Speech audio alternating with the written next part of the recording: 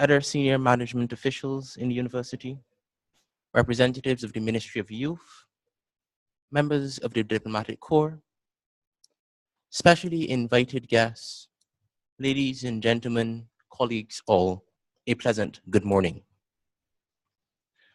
My name is Damani Paris, and for the purposes of today's event, I will act as the chairperson here for you this morning. My other duties also include the delivery of this morning's welcome. And I wish to wish you all a good morning and welcome to the launch of the University of the West Indies Youth Development Program. On this International Youth Day, under the theme, The Road to 2030, Eradicating Poverty and Achieving Sustainable Consumption and Production. The university will outline its contribution to the development of the regional youth and the impact we intend to have in the global youth development agenda this morning. On this International Youth Day, we acknowledge that International Youth Day was created after there was an appreciation in the international community that the youth of the world require special attention and promotion to be one of the priority areas given attention. This is because there can be no sustainable development unless there are youth involved. It is hard to plan for the future without including the future. Professor Beckles, Vice Chancellor of our university, has also spoken on this mission, challenging us to reignite the activist university, and this committee has taken on that challenge. The University of the West Indies Youth Development Program Ad Hoc Working Committee responded to the call to place the youth of the region on the front burner of development. It purposes to do so through a suite of interventions which address the varying vices affecting the regional societies. In our region, there are many challenges which we face as occupants of post-colonial societies. Certainly, having inherited from our colonizers a society divided, impoverished, uneducated and exploited, we have to work hard for every step we have taken, to work tirelessly for very little reward. The university is no stranger to this kind of scarcity. Being birthed in a region of scarce resources, it has had to accept that such scarcity is a struggle of life in our region. But deficiency of resources must give rise to abundance of creativity. Such creativity exemplifies itself in this program, born to bring the university into the communities of the region all across the region. This program shall purpose to establish working partnerships with the youth groups in these communities so as to empower and support them, making a crucial link between the university and the community it serves. This is especially critical in the context of our activist university to touch St. Mary and St. Andrew, San Fernando and Nassau with the same impact. Therefore, it pleases me to announce that youth development is coming to a community near you. By ensuring that associations and clubs and societies across our region are given sound structures, functioning systems, and can competently implement their aims, we can begin the process of rolling back critical vices impacting our youth. This is exemplified in areas such as school dropouts, teenage pregnancy, and at-risk sexual behaviors. By ensuring that these organizations are supported and given competency in proposal writing, budget development, constitutional development, among other administrative responsibilities, we can strengthen their ability to function, maintain the interests of their membership, and ensure that those members can become productive citizens. The university can no longer be passive in its approach to youth development and engagement. It can no longer simply observe and collect data on the impact of who does what and where. The university must now lead. It must advise on strategy. It must construct the region we want so that our youth can have the world we want.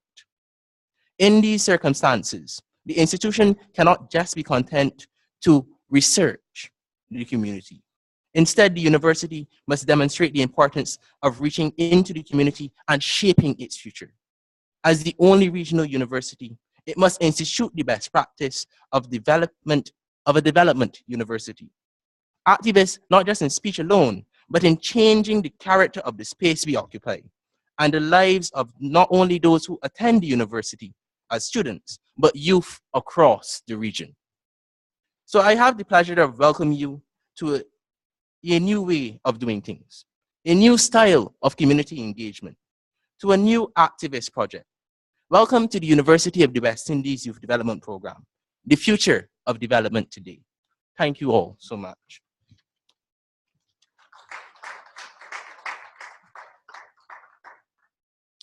I would now wish to invite Mr. Michael Joseph to begin with remarks from the institution as chair of the Ad Hoc Working Committee. Mr. Joseph? Thank you very much, Damani. Good morning, everyone. Our protocol observed, I wish to take a few moments to present to you the key rationales and intentions of this program. We're all here today to partake in the launch of the University of the West Indies Youth Development Program. It sounds lovely, but what does that mean? Why does it matter? Follow this logic. Throughout our Caribbean countries of 17 million, up to 60% are young people. That's 10 million young people in the Caribbean. As a region that struggles to be internationally competitive, our human resources are our best hope at becoming more and more sustainably developed. Yet, increasing incidences of the most crippling forms of deviant behavior continue to hold us back from reaching our fullest potential. For example, research has shown that the reduction in teenage pregnancy in many Caribbean countries could spur significant GDP growth. In Belize, this growth could be around 10%, and in Suriname, an incredible 17%. The reduction in youth unemployment would result in almost immediate effects in GDP growth. In St. Lucia, the GDP is expected to grow by as much as 2.5%, and St. Vincent by as much as 2.3%.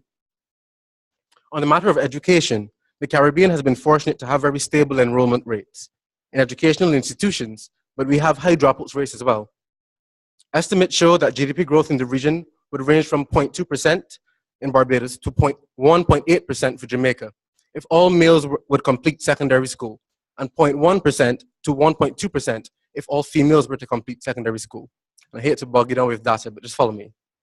As it relates to criminal activity, Latin America and the Caribbean region have the highest homicide rates in the world, more than 3 times the world average. Furthermore, it is estimated that young men in the 15 to 35 age group commit 80% of the crime in the region. Leading the region is Jamaica, where youth under the age of 25 were responsible for 51% of all murders.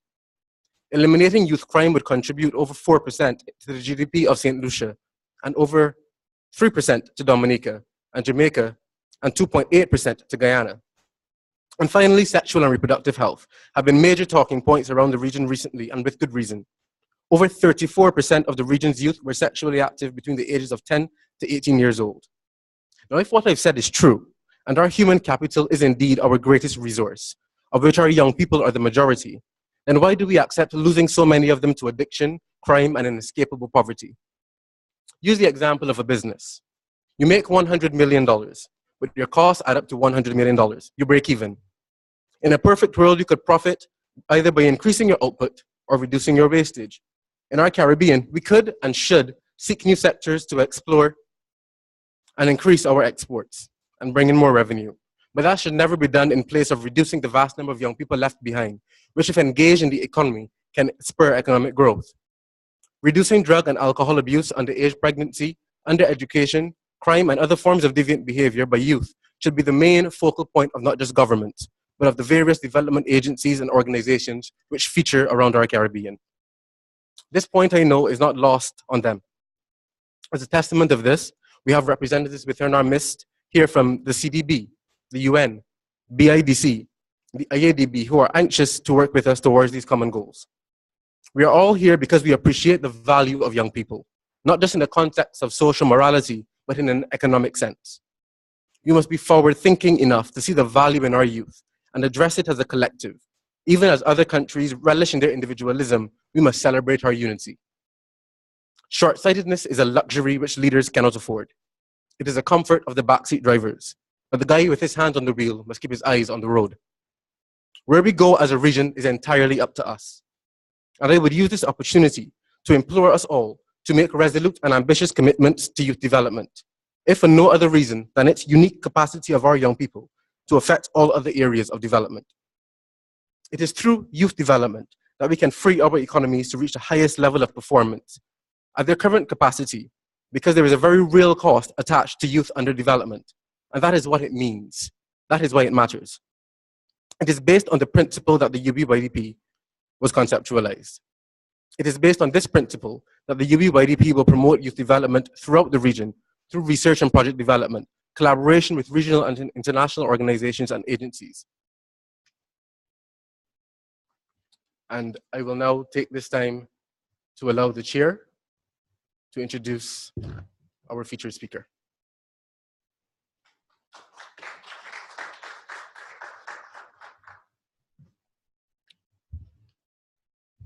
The Vice Chancellor of the University of the West Indies is a person who requires no long introduction. Gentleman is an astute economic historian, a deep researcher, and an avid cricketer. This morning, he will be speaking to us about his activist university vision and be giving us remarks as to how he sees this organization in accomplishing that. Therefore, I invite the Vice Chancellor of the University of the West Indies to give us brief remarks on these matters.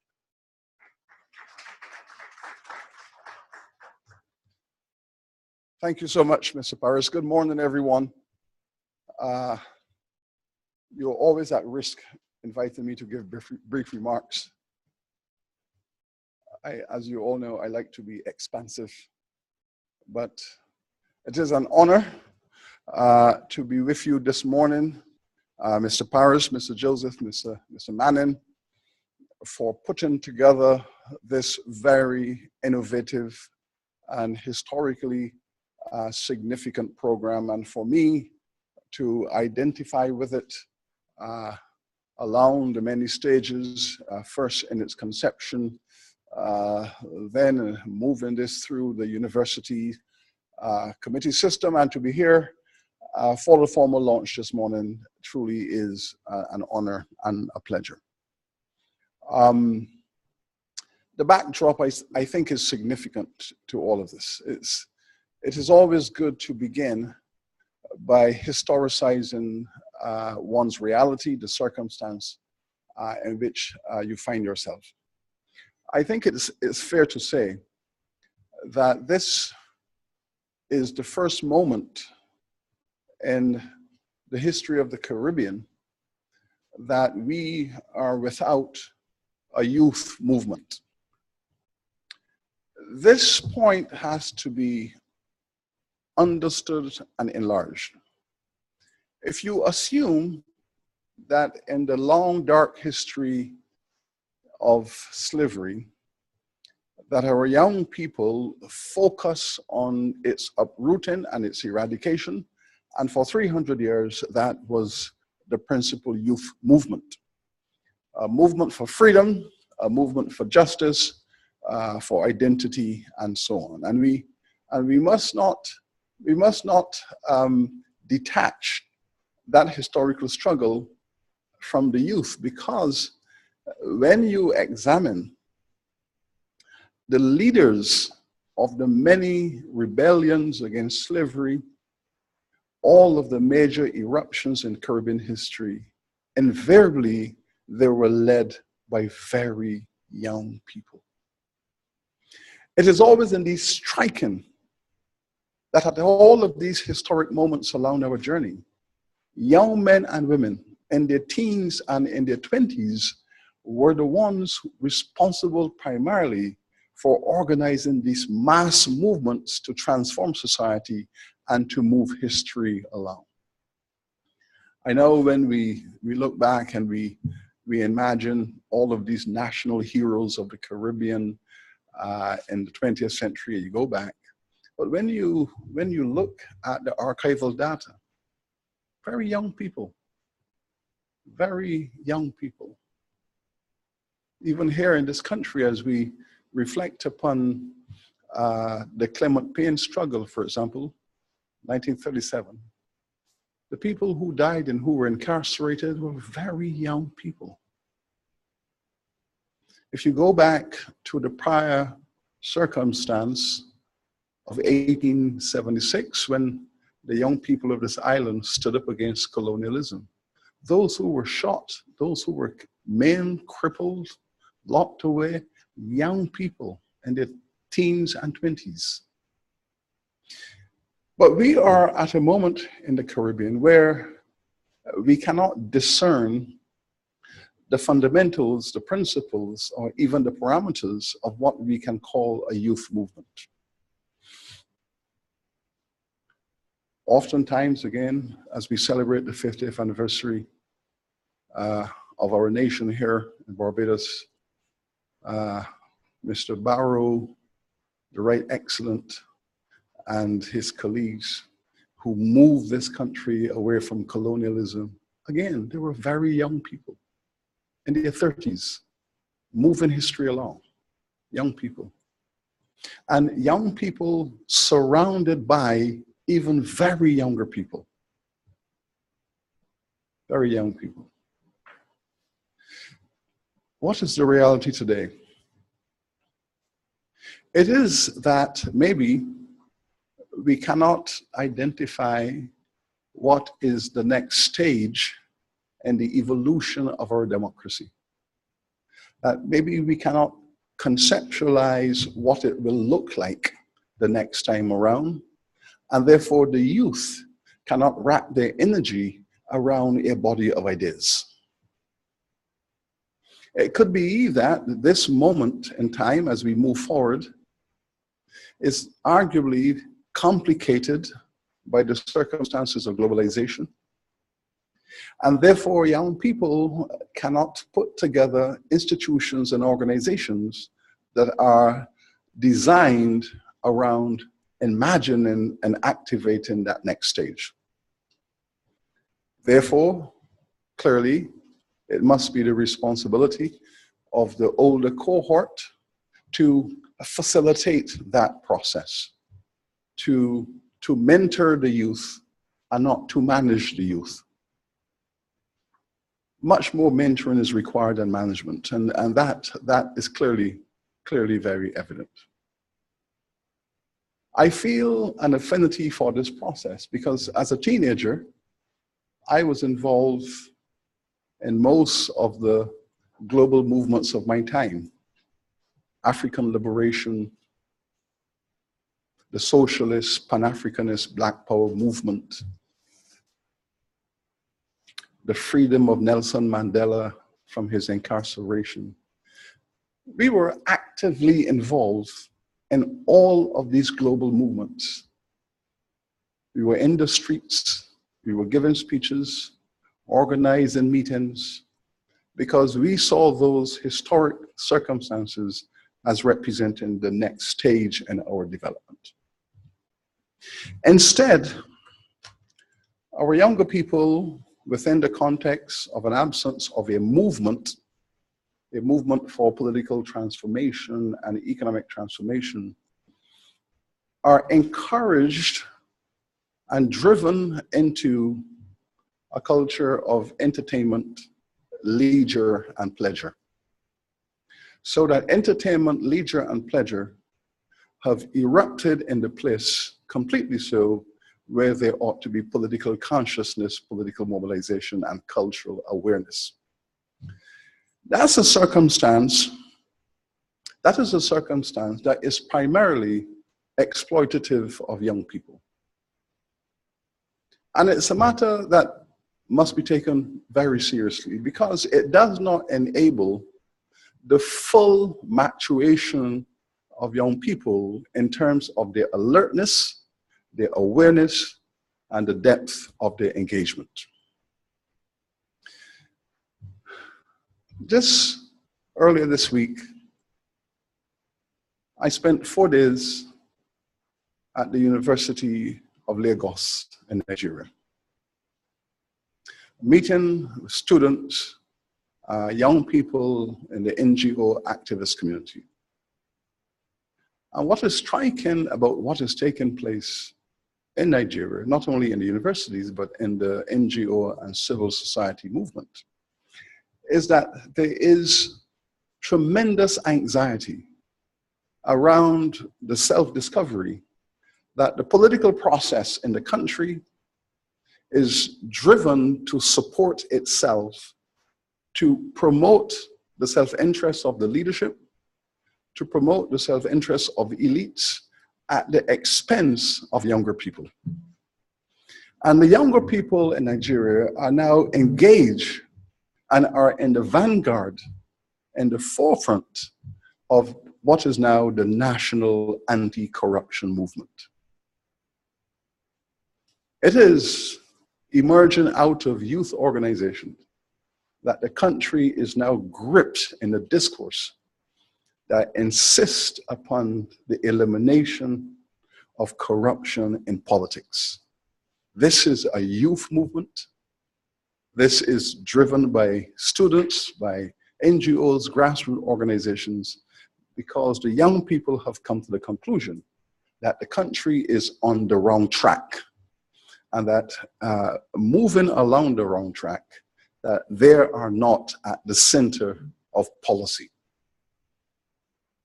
All countries that have prospered in a sustainable way are countries that have placed the interests of young people at the center of all policy.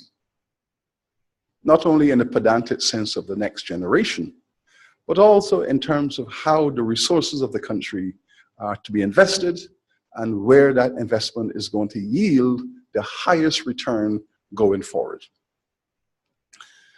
And so that is the process that the Nigerian students and young people are focused on. And they are transforming the country. They are transforming the country through their activism. Further down south in South Africa, it's the same movement. And remember that in South Africa, it was the young people who drove that anti-apartheid movement. Teenagers, young people in their 20s, who brought apartheid to its knees. We oftentimes forget that Nelson Mandela was a very young man. Stephen Biko was a teenager when he started his struggle.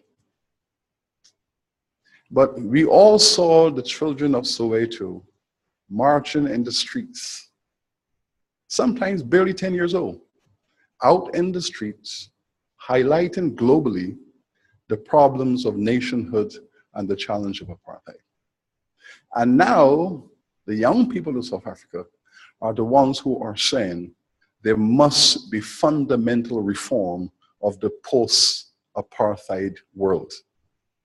In South Africa, as you know, apartheid has been abolished, but the economic structures remain in place. 5%, the white community, 5% controls 80% of the wealth of the country.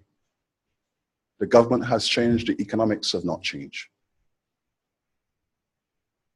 The fundamental building block of the economy have not been altered. The young people are the ones who are doing this. And there is a mass movement that is sweeping like wildfire through South African communities. The Economic Freedom Party. And the greatest threat right now to the African National Congress that has ruled the country since Nelson Mandela became the president, the Economic Freedom Party, led by young people, very young people, are the ones who are the greatest challenge to the rule of the African National Congress and represent the possibility of an alternative government. And what is the Economic Freedom Party saying? They're calling for the things that we know of very well in Barbados. Economic democracy. We have been talking about the need for an economic democracy in this country. This is now the philosophy of the Economic Freedom Party, driven by young people. In Brazil, it's the same movement. The young people have launched a cultural campaign to reaffirm their identity as African citizens. To reaffirm their identity. They have won many battles. The right that African history must be taught in all schools. That took young people. It was a major struggle in the last 20 years for young people to win that African history must be taught in all schools, primary, secondary, and compulsory at university level. The students want that. Because even though they are 80% of the population, they are completely removed from the economic wealth of the country. But the young people started a campaign to strengthen their identity as to who they are and to help to redefine what is Brazil. So these movements of alertness and engagement are gaining ground across the world. In the US, we see through our cable television, we see the Black Lives Matter movement. Young people who have said, enough is enough. Enough is enough. We have to have respect for our right to live and to exist. It's the young people who have started this movement. Three young women starting the Black Lives Matter movement, which again has swept through North America and is changing the political landscape. So on a global scale, we are seeing this emergent phenomena of young people returning to the center of the national political discourse and demanding changes and transformations to build a better future. What is the situation in the Caribbean? Unclear. Behind the curve, there is no movement of youth political engagement that can be identified with clear and specific objectives for change and transformation. This has to concern all of us who are educators, because we see the landscape, which is dotted by the references you made about youth crime, youth entertainment, the extremes of pleasure and leisure, and we see all of these other permutations.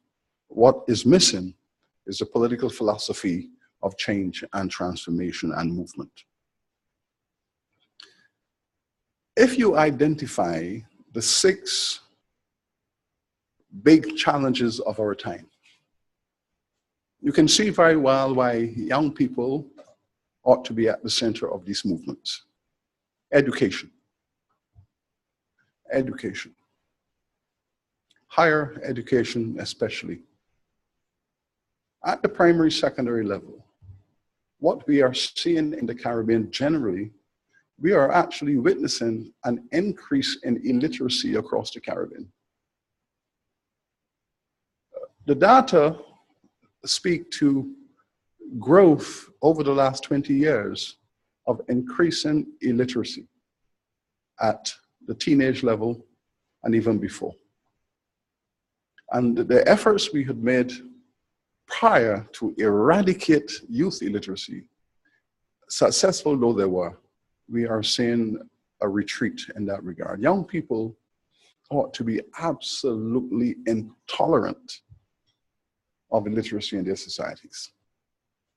The notion of an illiterate youth strikes at the very heart of what is development and democracy. That has to be addressed. At the tertiary level, equally disturbing. We have heard references being made time and time again to the fact that in the English-speaking Caribbean, we have the lowest enrollment among our young people in higher education in this entire hemisphere. So you take the data from Alaska to Argentina, and you use the UNESCO age cohort 18 to 30. And in all the countries of this hemisphere, we in the English-speaking Caribbean are at the bottom of that pile in respect of enrollment in higher education. There's nothing to be proud of. In fact, what it does is to suggest the difficulty that we are in going forward. Simply because I have seen no model of economic growth and development that does not recognize the importance of the human resource and the human capital in transformation. I have no doubt that the sluggish economic growth of this Caribbean region, and we in the English-speaking Caribbean, our growth is the most sluggish of the entire hemisphere. Even the Spanish, Dutch, and French Caribbean are growing at a faster rate. we are the most sluggish economy in the entire hemisphere, and it is linked to inadequate engagement in higher education. And what has government policies done? Government policies in this region are adding to that problem by making higher education increasingly out of the reach of younger people. So you already begin with a major crisis. Policy then enhances and explores that crisis by taking higher education further and further from the reach of younger people. Now imagine what kind of society you're going to have 20 years from now, with even fewer people enrolled and have benefited from higher education and so on. Unless societies and economies are driven by innovation, they have no future. And without higher education and the capacity for research and so on, you will have no innovation. You cannot have innovation without an ability to organize systematically information and to apply it logically to generate growth and development. Young people, therefore, should be standing up to government policy and focusing upon the fact that the allocation of resources in this regard, scarce resources there may be, but these scarce resources are not focused on the empowerment of the youth, ought to be the most important item on the agenda. And this is why I had reasons recently, last week in fact, to celebrate and congratulate the government of Trinidad and Tobago. And I wrote to Prime Minister Rowley, I wrote to Education Minister Anthony Garcia. I made a public statement congratulating the government that in the midst of the financial challenges and the reduction of their cash flow circumstance, and recognizing that they were going to reform the higher education funding model, that they took a decision not to take educational access at the university and college level away from the younger people by keeping in place a model that says young people have a right to higher education. We are going to look at the question of equity. They have developed a methodology that speaks to equity, that the burden of funding higher education will not fall disproportionately on the working class families and on the poor. And therefore, households that are making less than $10,000 a month, those students from those households will be fully funded through their university. It is only households that are at the top threshold of the income process that the students from those households will make a contribution towards tuition fees. So what they did is to look at equity, at income, at structure, and developed a model to make sure that the vast majority of citizens who are from poor families are not disenfranchised and dispossessed. And that, to me, was precisely what all of us in the Caribbean should do. The issue of health, we know. The pandemic of type 2 diabetes, hypertension, and we have seen young people increasingly being pulled into this world of chronic diseases, largely because they do not even have access to the science. Young people do not have access to the science. They do not know how their bodies metabolize salt and sugar, carbohydrate, and so on, do not understand it. If you do not understand it, you will do what you do. You will drink 2 and 3 sodas a day. You will be physically inactive. You will destroy your bodies, add to that chronic disease environment. The issue of economic growth.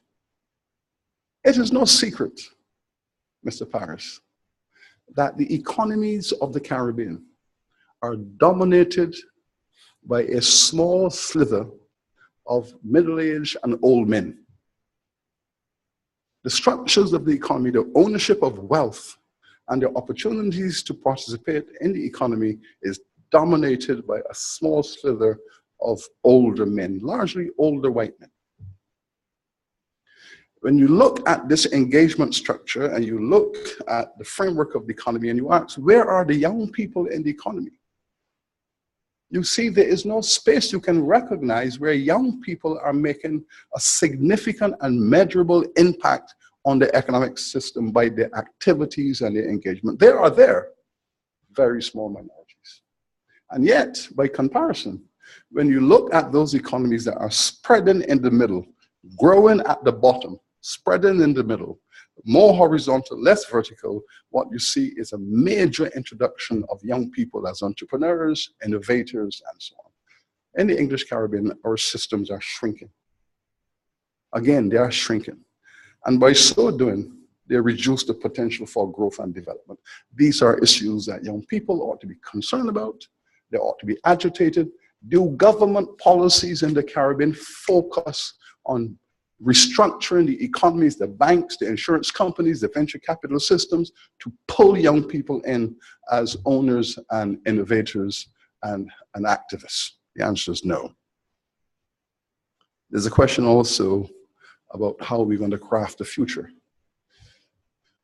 I would like to imagine that this wonderfully conceptualized institution would take all of these discourses and frame them into the potential for a youth movement.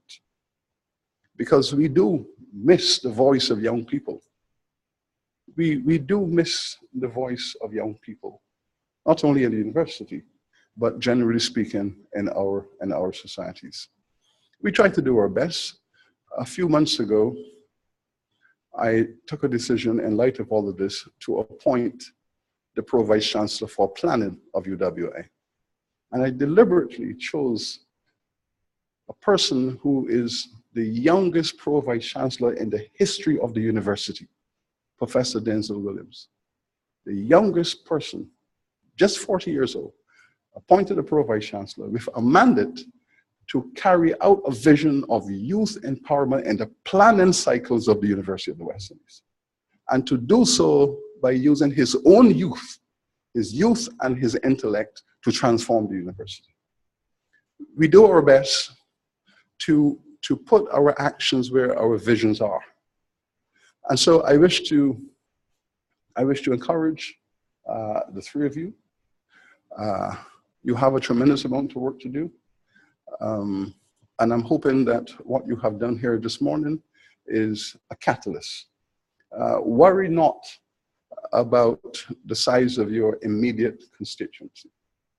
You will find that when societies are ready for new ideas and when they are prepared, and I think the young people of the region are ready, that all that is required is to take the first step, and you will see the consequences that will follow. So good luck and be assured of our support. Thank you.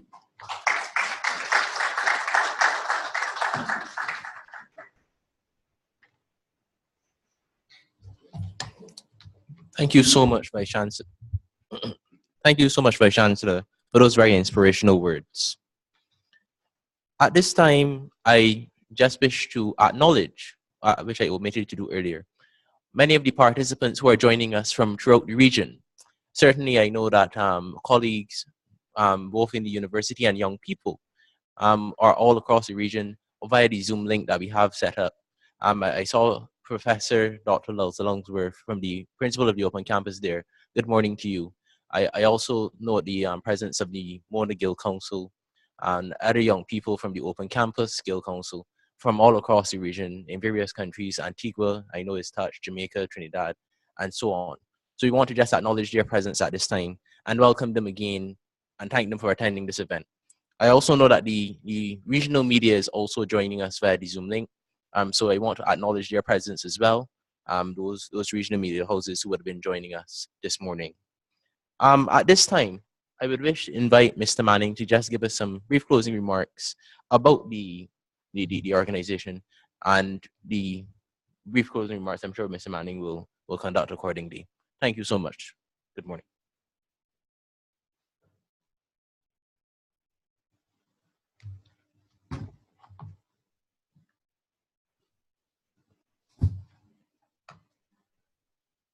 Good morning, everyone.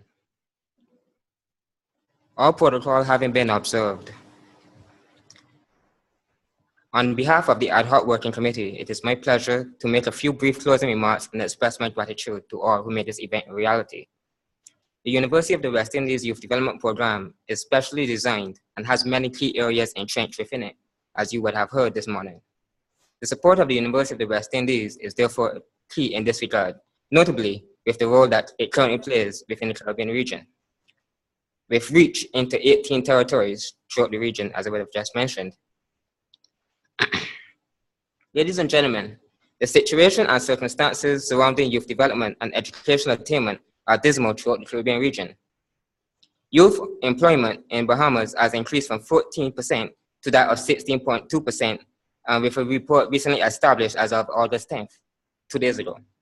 Youth unemployment in Guyana stands at around 40%, and crime and violence in the Caribbean region is among the highest in the world, with youth between the ages of 15 to 29, or at 68.6% of per every 100,000 individuals committing a crime, which is more than 3 times the global average of 19.4.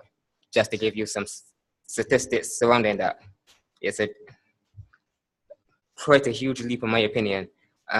With regards to that, with a report from the CARICOM Youth Commission on Development in 2010, just to make sure I get my stuff corrected. These are just about a few of the serious areas of concern as it relates to youth development in the region. The UWI-YDP will reach deep within regional communities at the grassroots level, not only to strengthen the integration agenda of the university, but it will also address several issues impacting our youth today. Caribbean youth represent a significantly large number throughout their respective societies, as Mr. Joseph would have mentioned, and must not simply be seen as the present, but as the future. The future that, if their potential is fully recognized and developed, can alter the path of the Caribbean from one that is bleak and negative to a path that is complete with optimism and confidence. The UWI-YDP understands the importance of undertaking the processes that serve as the activist arm of the university and shall entail while improving the way the development in the region is undertaken and the projects and programs that will be developed for the region's youth as its primary focus. This organization is unique in its many ways, forms, and fashions, and will inevitably strengthen and enable youth to have an effective voice in the decision-making processes as we strive for the recognition of youth development as a wise investment in youth in both public and private sectors.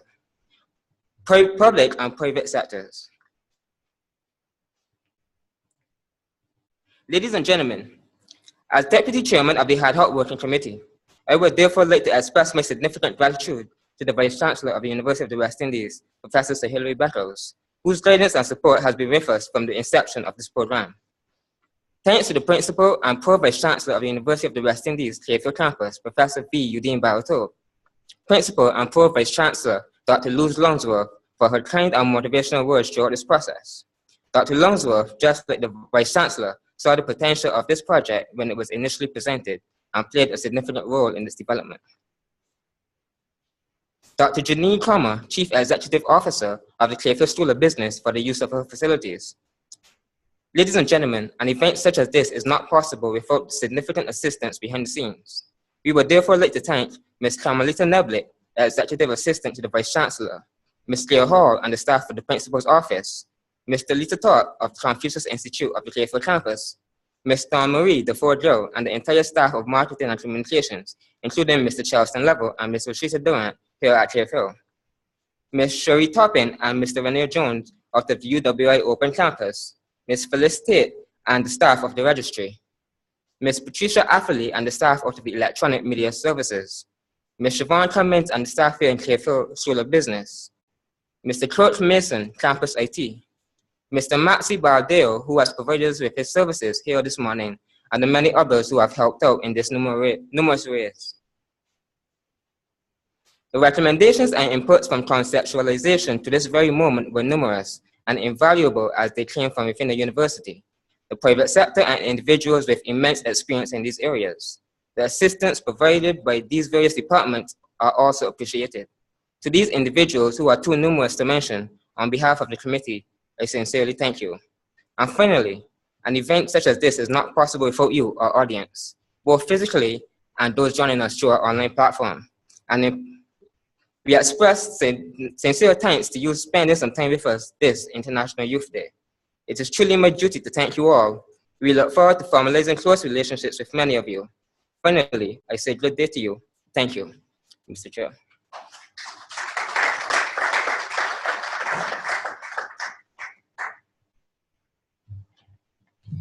Thank you so much, Mr. Manning. At this time, we would wish to open the floor to questions from the audience on the presentations we would have made this morning, and we will assign a brief time to the question and answer segment at this time.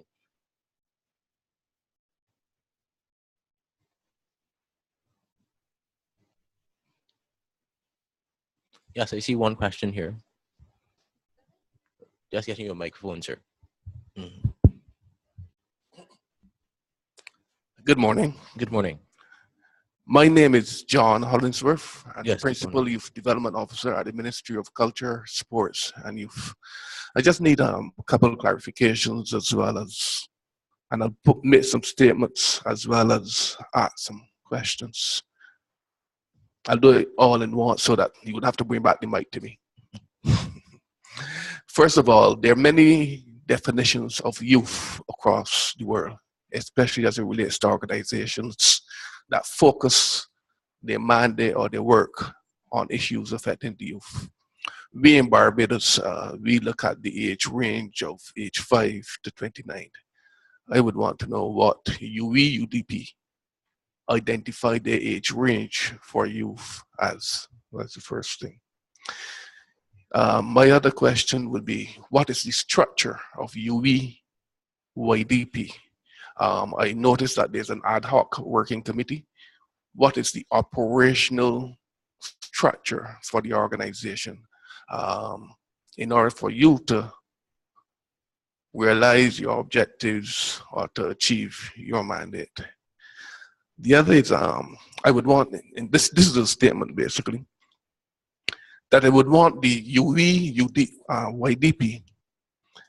You would have mentioned it in your presentation, I think that was by Mr. Joseph, that there will be an element of collaboration. And I would want to, given the diverse organizations involved in youth work, namely my department, Division of Youth, Ministry of Culture, Sports and Youth, other agencies that may not focus on youth as their primary target, but whose work also impact on youth development, like the Community Development Department, the Ministry of Education, Community Development Department, the Barbados Youth Development Council, that's the umbrella organization for youth groups in Barbados, and also the National Youth Parliament.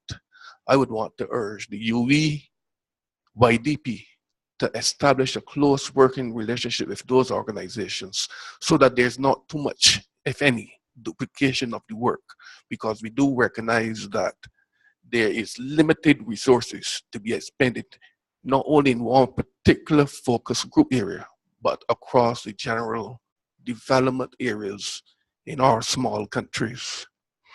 I would also want, in urging this strong collaboration, that we seek, in order to facilitate this, to establish a kind of partnership arrangement between these organizations. Because right now, I recognize that you would have stated that your primary objectives or your primary work would center on research and project development. We at the Ministry of Culture, Sports and Youth is currently in the process of conducting a national youth survey. And maybe this is an area that we can collaborate on. In addition to that, in the area of project development, some of the mandates or some of the programs of the youth development program include assisting youth organizations in some of the areas you would have mentioned, namely project proposal writing, other developmental work, granting assistance, both technical and financial. So these are some of the areas that I would like to see focus on in terms of the collaborative effort. Thank you. Well, thank you so much for that question and statement. As it related to the age range, we've decided that the most appropriate youth age grouping to use would be the definition adopted by CARICOM. So we've adopted the same definition undertaken by CARICOM. If I'm not mistaken, that is 15 to 35, and we've decided that that is going to be the range that we use. I will hand over to Mr. Joseph to address some of your other questions. Thank you, Mr. Hollingsworth. Thank you for that question and statement. It was a bit heavy, so I'll address what I can remember. Regarding the age ranges that Manny was speaking to, the age range that you use can vary depending on the project that you're doing. As it relates to unemployment, for example, you wouldn't count 5 years old as unemployed. And so the age range varies based on the project that you're particularly implementing. It has to be specific to your target and indeed your cause. So there is a general age range, but that narrows based on your particular activity. As it relates to collaboration. Yes, the structure of UWI-YDP. It is to be instituted.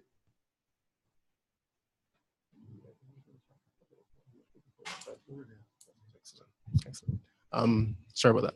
The UWI-YDP is structured, it is a Vice Chancellery project, so it's instituted within the Vice Chancellery. That's what gives it its regional scope, as well as being based within the university allows it to piggyback essentially on the open campus, which has over 44 different sites within 18 countries. This allows it to have that range and scope and that deepening into the regional society, as Kevin spoke about. If that's what you meant when you spoke in terms of structure. As it relates to the collaboration, yes, naturally. There is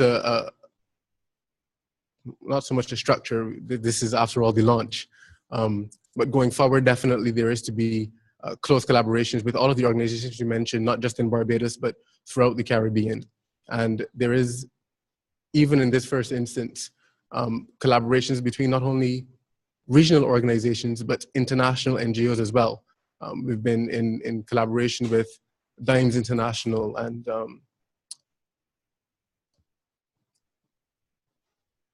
forgive me if I forgot their name. They're one of the top 100 NGOs in Geneva, and they're very interested in participating in the economic participation program that we're interested in rolling out. And so there is, based on the program, stakeholders that you would have, various persons that you interact with based on the nature of your program.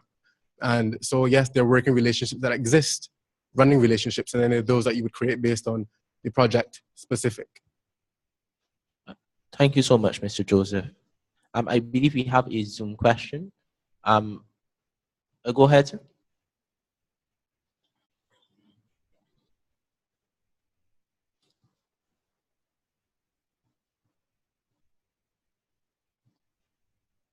It appears we're having some technical difficulties with our Zoom question.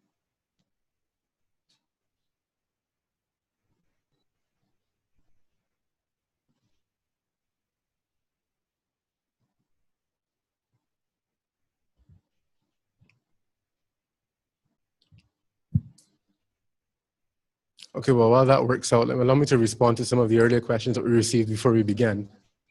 Oh, Mr. Safri, I would wish you to go ahead and ask the question in the meantime.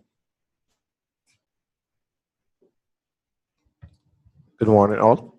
Good morning. I'm Kimar Safri, President of the Barbados Vagrants and Homeless Society. Just want to commend the gentleman on a well-done launch on this International Youth Day. I'm very proud to be here with you guys. My question would be, in terms of the UWI-YDP program, is it a membership organization where persons outside of university or don't attend any of the university campuses can become a member? Or how is it roll out in terms of, we know that in terms of stakeholdership or in terms of partnership, that's a letter. This could be, yes, do you want to work with us? And that's easy. But for us as sitting that do not attend you, how can we get involved in the movement and spread it within our own building? Because we talked about different youth organizations doing similar things, or we don't want to create the duplication, as the gentleman said. One of the things that I've always seen a challenge when it comes to youth programs is that they don't put a lot of emphasis on reaching a lot of youth. The stakeholdership and the partnership is great, but we want to reach the individual youth that we can make a difference. Like in my organization, I find an increase in homeless youth. And in other instances, we're finding the babies becoming homeless because the parents now are becoming homeless and they don't want to separate. So I'm more into how do we reach the individuals, and then we can then share them among the stakeholders if we have to be our, you know, as referrals if we have to, but I'm interested in how do we become members.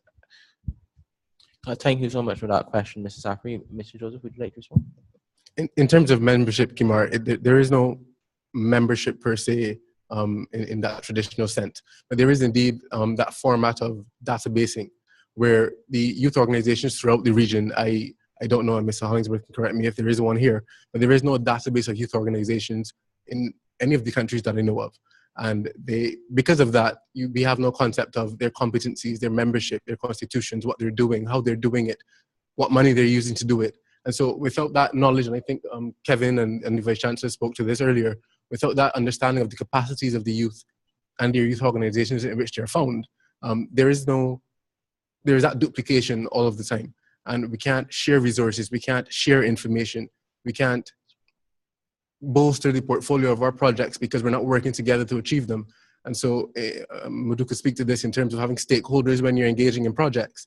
And that is one of the most fundamental things you can do when launching a project, have all the relevant stakeholders at the table before you begin. And so that databasing of youth organizations is important, and it allows youth organizations especially to relate to each other, not only within a particular nation state, but across the region. And so membership, no. Database, yes.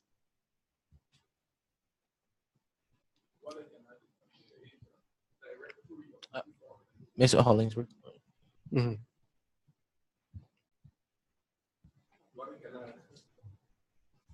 Yes. What I can add is that there is a directory of youth organizations in Barbados, albeit that has to be updated, that can give you the type of information that you want. But quite apart from these youth organizations, as I would have mentioned before, there are also organizations, public sector organizations and NGO organizations that do work with the youth as a population. And I know that the Community Development Department had a directory as well of community-based organizations, but you need to find out which ones work or have programs geared toward youth development. I can only speak for Barbados. I can respond to that.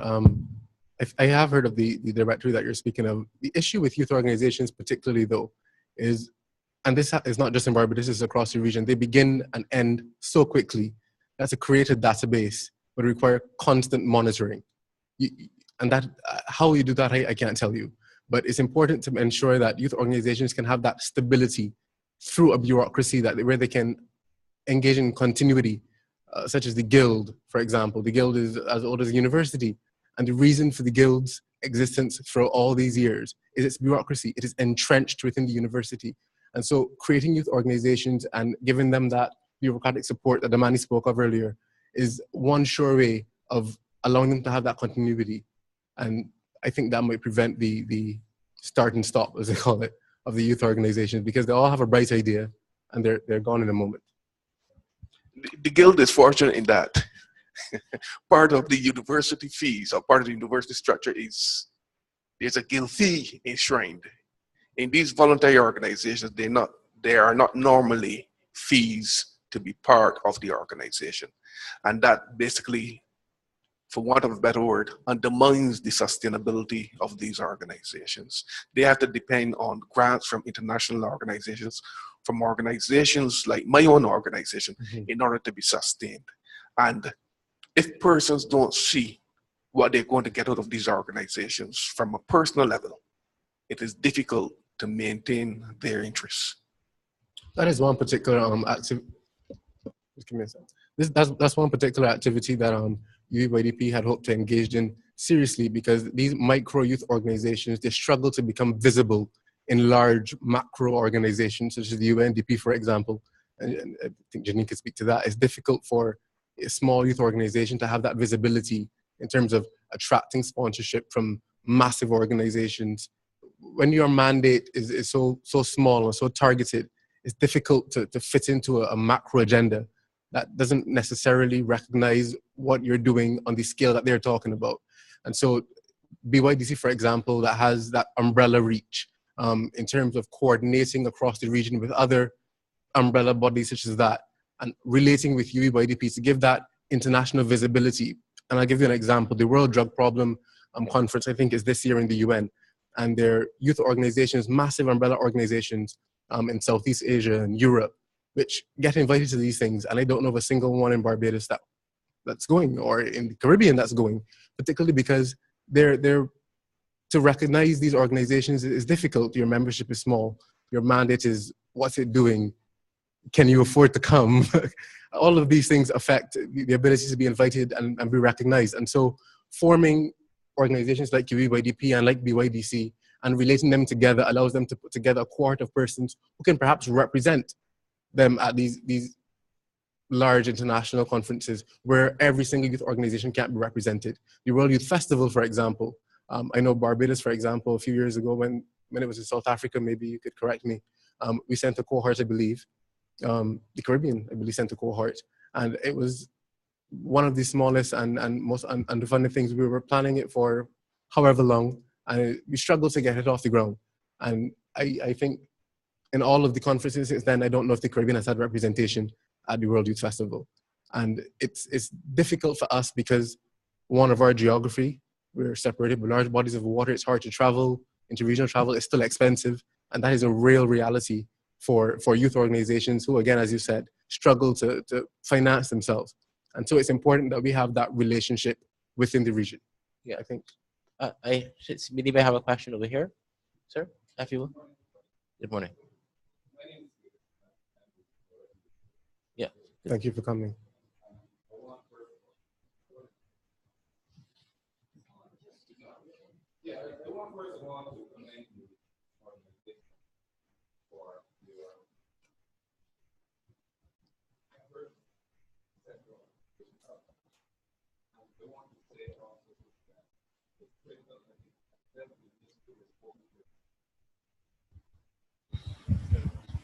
Thank you.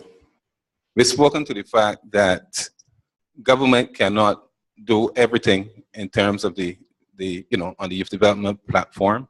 And we have always articulated, as we have in our national youth policy, for more youth-led organizations to move youth development within the country, with government playing the actual facilitating role. And this is something, as I said, that we have articulated in relation to our national youth policy. But I think one of the challenges I think that we have found, and it goes back to something which Professor Beckles will have spoken to, is the challenge around mobilizing young people to be motivated and to be committed and to stay in the fight in the cause that affects them. And I think that's one of the challenges. I think even at the regional level, what we've seen is a number of youth organizations which represent youth on a regional level. We've also seen it at the national level. Mm-hmm. But I think what we have not seen is that consistent movement of young people who are articulating concerns on their own behalf and actually articulating some of the solutions to the concerns that they have raised. I think what we've seen recently, though, in a lot of national youth policies across the region is that there has been a more empirical base and they were empirically derived frameworks for action. And I think even as Professor Beckles was speaking in relation to how do the young people interact with government policy, that is really a starting point. Because I think a lot of the policies now have identified a number of the historical imbalances that we have seen across the region. Mm-hmm. And a lot of the solutions that have been put forward are there within the policies to really move young people forward. Because I think one of the other challenges is that we have moved youth development from the mere provision of social services for young people. And now we're speaking of things like empowerment, we're talking about partnerships, we're talking about investments. So the language of youth development has really changed significantly. The question, though, as you have said, is also going to be a question of measurement. How do you measure youth well-being? How do you measure that young people are actually making progress in relation to the definitions and how we are moving youth development for the 21st century? and in actually this postmodern society. Mm-hmm. So these are some of the challenges I think that we have to face forefront, and part of the answer it. And I think I would want Professor Beckles also to perhaps give some insight also to what he believes are some of the factors that would have caused the kind of alienation and the kind of breakdown of the struggle. Because if we remember clearly back in the 1970s and so on, even within Barbados, we had a vibrant youth development movement through the Barbados Youth Council, as it was then. So maybe Professor Beckles can probably give us some of the historical challenges that young people have faced, which have contributed to the lack of participation. Because in a sense, there's a very low take-up of programs, both at the government level and even at the level of NGOs. So I just want to make those comments. Thank you. Thank you so much. I would wish to have Professor Beckles respond very briefly to your comments, Director. Okay, just a quick comment. I wish to enjoy listening to the younger folk, but it is always good to begin with an analysis of the ecology of each society, and to ask yourself, is the environment as it is framed conducive to pulling younger people in to hear their voices and to engage them in dialogue? Or is the environment punishing and alienating? You can have all of the relevant policies in place and policies through legislation and what have you. But if the societal dialogue is aggressive towards young people, they will retreat. So, and you can measure this. You can measure the extent to which the national ecology is alienating or empowering. If you take, for example, the conversation that took place in our country about the introduction of fees to university that led to a 45% collapse of K-12's enrollment. If you take that as a national dialogue, that was concerned primarily about how to invest resources in younger people. But that dialogue was so aggressive, it was so acerbic, that I shudder to imagine that young people would have wished to put their voices in there. And you may recall that this young man, Mr. Parrish, made a bold attempt to use the voice of the students as a partner in that dialogue. And not only was he vilified, I felt sorry for him because I had to call him to my office to counsel him, because he became the most vilified young person in Barbados at the height of a conversation about education for young people. So you can measure that environment, you can measure that ecology. And here is just one example of a strategy concerning young people. Young people involved in the movement sought to make their voice heard in that dialogue, and the response was less than civil and humane. And therefore you can take that from island to island, and you can ask that question: to what extent is the ecology of each society welcoming and engaging of young people? Or does it say, shut up, keep quiet, and do as you're told? You see, it all depends. And believe me, it is possible to have a barometer on a scale of 1 to 10 where each island stacks up in terms of youth engagement. So you can put aside the policies for now, the legislation and so on, and this begin with the environment. Yeah. But I will leave it there. Thank you. Yes, I see one last question. I'm going to take one last question from the Dean. But before we go to him, I just wish to make a brief comment in relation to the measurement. It is the intention of this organization to, in the very initial stages of its operations, begin to do some data collection, what we will call the status of the youth report, which will, of course, draw very heavily, as Mr. Hollinsworth says, on some of the data already collected and do some investigation of its own. We preferably would like to avoid that, but to really gather that data to see what is the comparative that one can bring to the fore as to what is the relationship between the youth in all the region and what are the areas that we need to concentrate on in each island. And that really will inform, therefore, how we then implement our project policies. Because we will research, we will develop, and then we will try to address the challenges that we realize are critical problem areas. And that is how we will go forward in this very methodological approach. Of course, I want to hear from the Dean as the final question for the morning. Thank you. Not so much a question, it's more of a comment. I want to commend you on this, what I think is an outstanding and very important initiative. What I would want to urge you, and I was triggered by the comment in terms of the take-up of programs, that you spread your net as far as possible. In a sense, youth are very diverse. They have very diverse interests. And as you go across the Caribbean, the countries are also at different stages of development. So you have Bahamas, Barbados, Trinidad, which are more middle-income countries. The issues that will drive and really make youth very keen might be different in countries at different stages of development. There are youths who have neoliberal views. There are those on the left. And I would want to caution you that we don't craft a youth program that is grounded in particular sets of ideologies and notions of a youth movement that then exclude a significant swathe of the youth. So I just want to end with that. Thank you so much, If Dean. I can respond to that comment. I don't have any problem.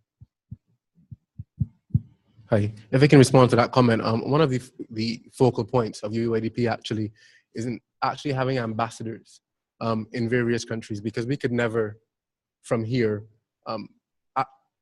represent the real realities in every country. And so it's important to have representatives who lived there their whole lives. They understand the realities of those countries, and they can inform you as to what's going on the ground. That grassroots information that you could never get in a report, for example.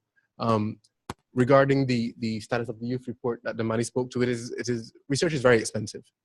It's very costly. It's where the UN spends much of its money, just gathering data and information. And so we're more about project implementation.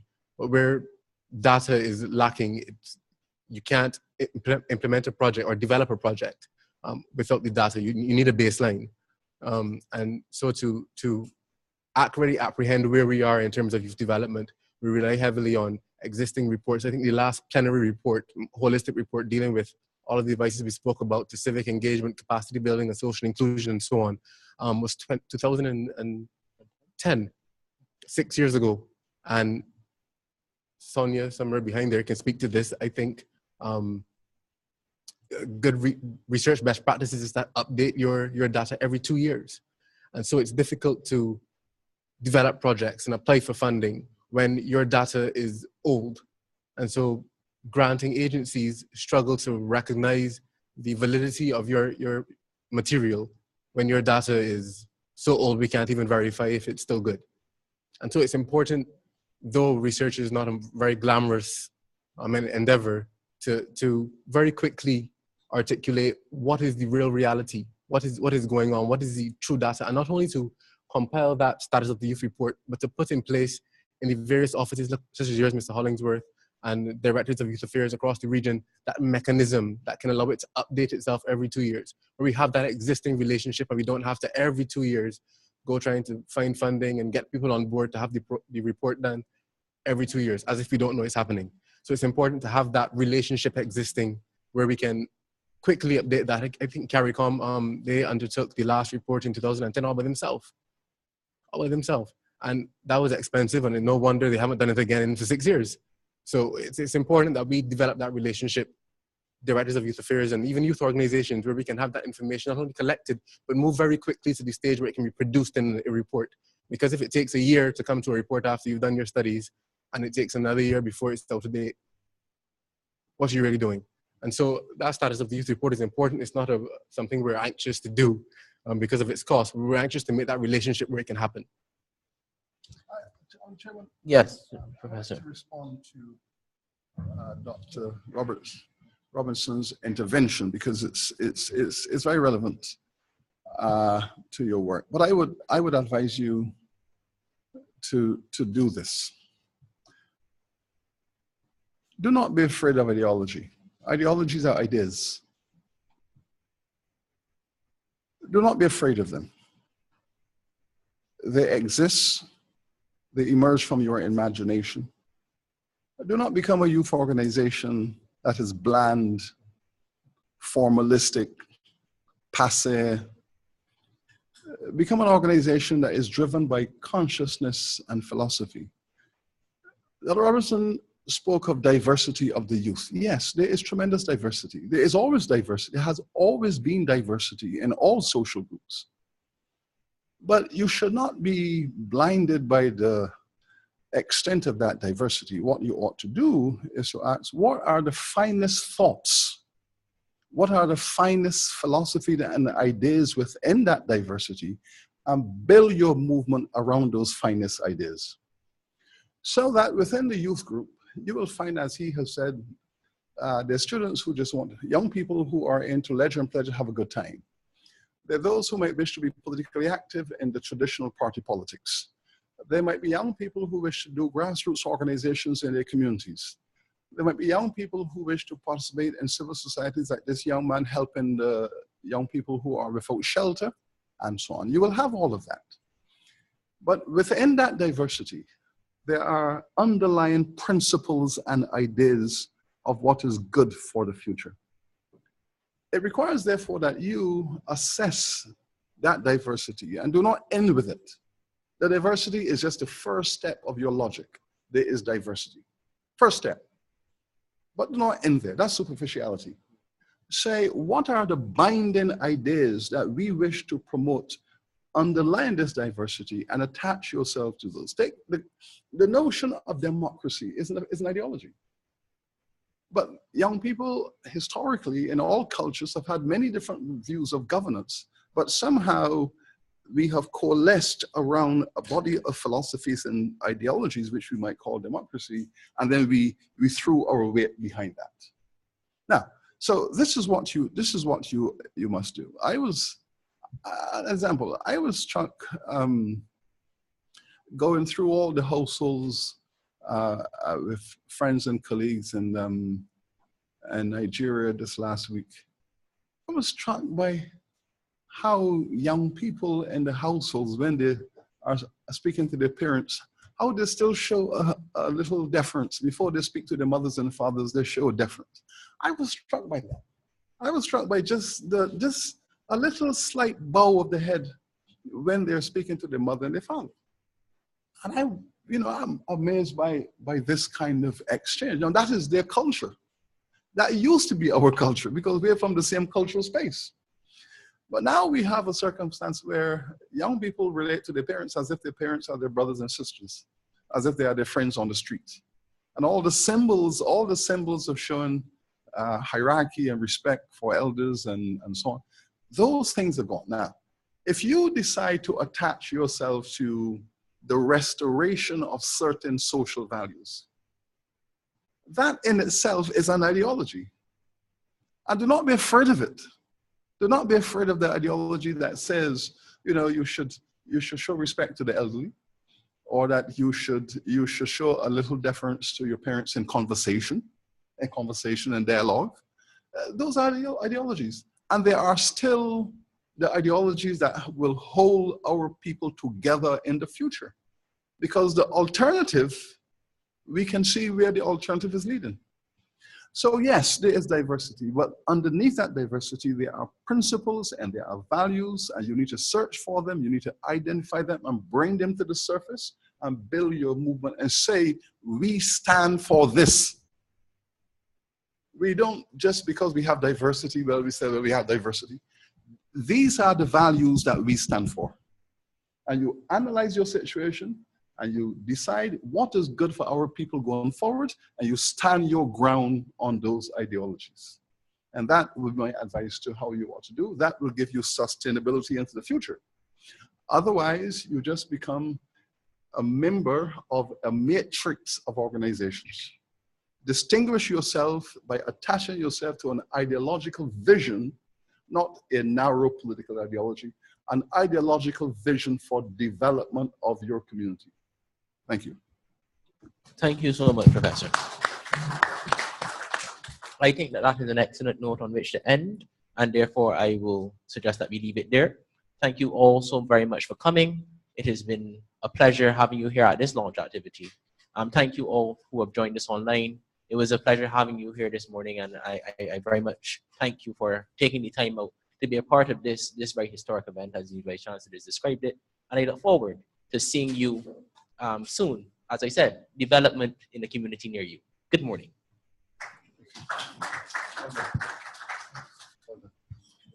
Thank you very much, Colin. Well done, Dylan. Keep going. I'm going to have to leave you. Yeah, I imagine. Never let me say that.